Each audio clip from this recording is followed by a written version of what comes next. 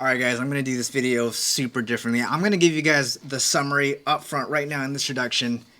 If you guys are looking for a cinema grade video transmitter, this is it. This is the one. Go ahead and buy it. If all you're looking from me in this video is just my green light, go ahead and let this video play because I need the analytics. But then go ahead, go on your browser and hit that pre-order button because you will not be disappointed. This is 100% it. Now, if you need to know a little bit more about why I am so stoked about this, then stick around because that is what I'm about to get into in this video.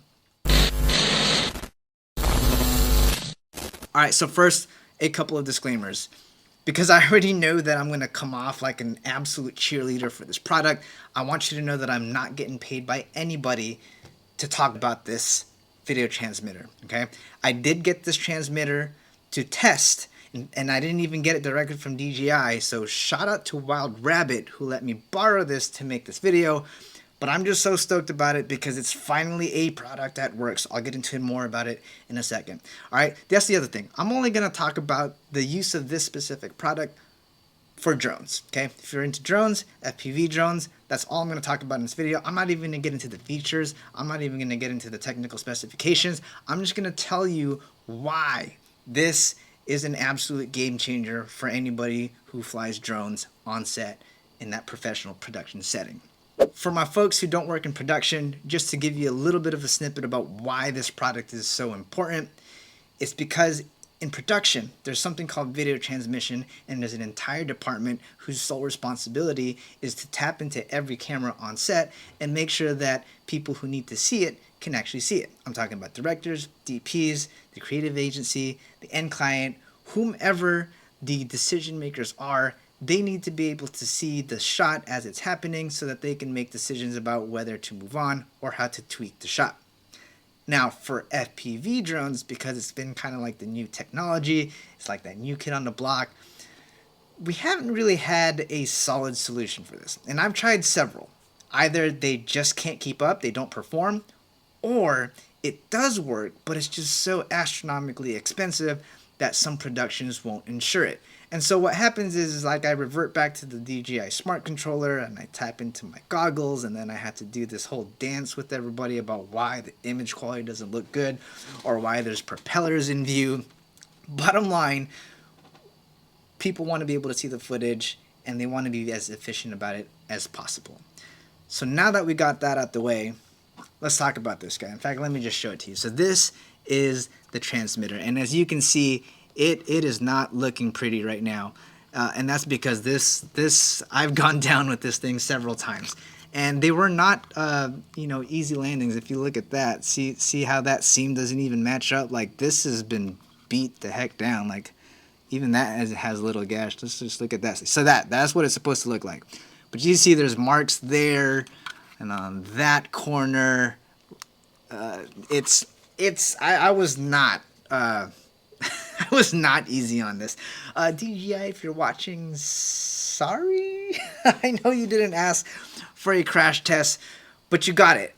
And hey, look, I'm happy to report that every single time this thing booted right back up, and to this day still works perfectly fine. Now, I didn't come here to tell you about how robust this is, because at the end of the day, you're not really supposed to be crashing these things, even though sometimes it just happens. But the important thing is that it just works. It just absolutely works. It keeps up with the FPV system. And if you know anything about FPV drones, we can go far. We can go behind objects. It's usually the transmitter that is the weakest link. And here's what it looks like when a director loses video. And here's what it looks like when everybody can see your shot in its entirety. Whoa! Nice. And go ahead and bust out of there. Damn. And up and over, up and over. Hey! Hey! Okay, back to one, brother. Nice one. Just stop the cars. Take your cars back to one, please.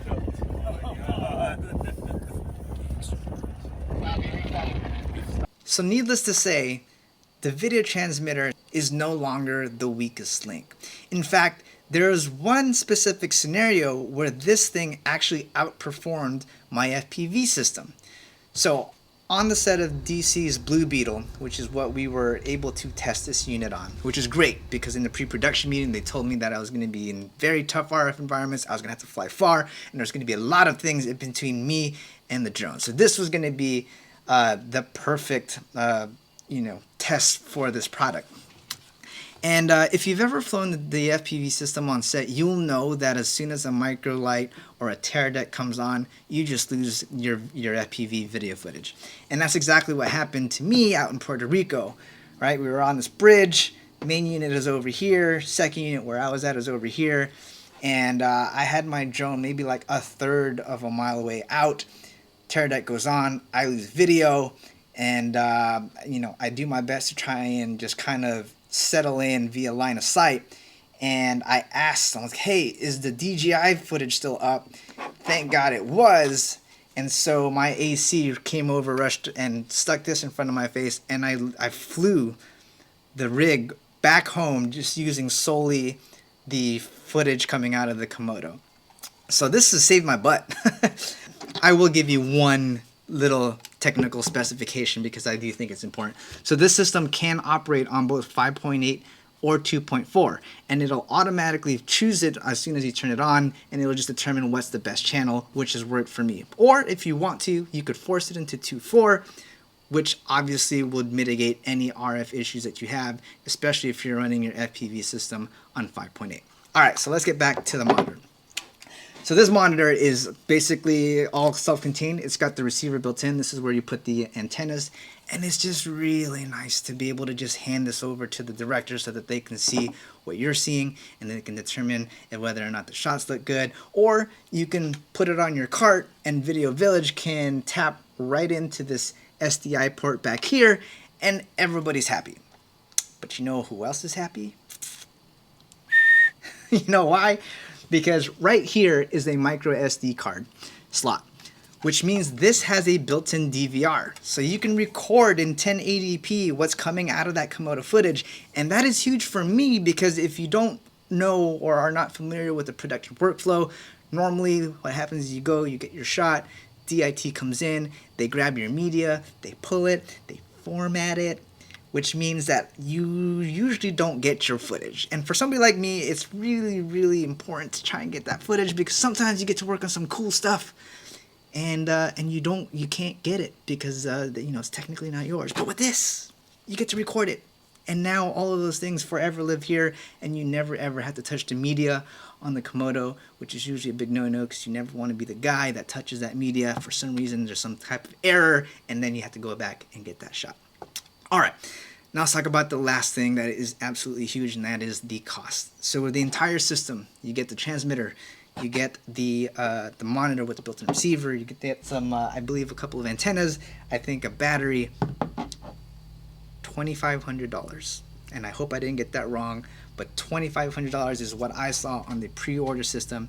And if you know anything about this industry and video transmitters costs, that is cheap. Especially the ones that actually work. There's only one other system that it performs similar to this, but it costs a lot more.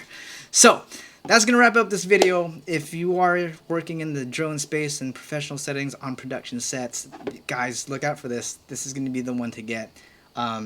I can't tell you how happy it's made me, especially seeing the smile on the directors' faces because they can now see things in real time and we're not doing the whole stupid playback thing.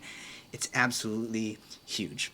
All right, fellas, that's going to wrap it up for this video, and I'll see you guys on the next one. Peace out.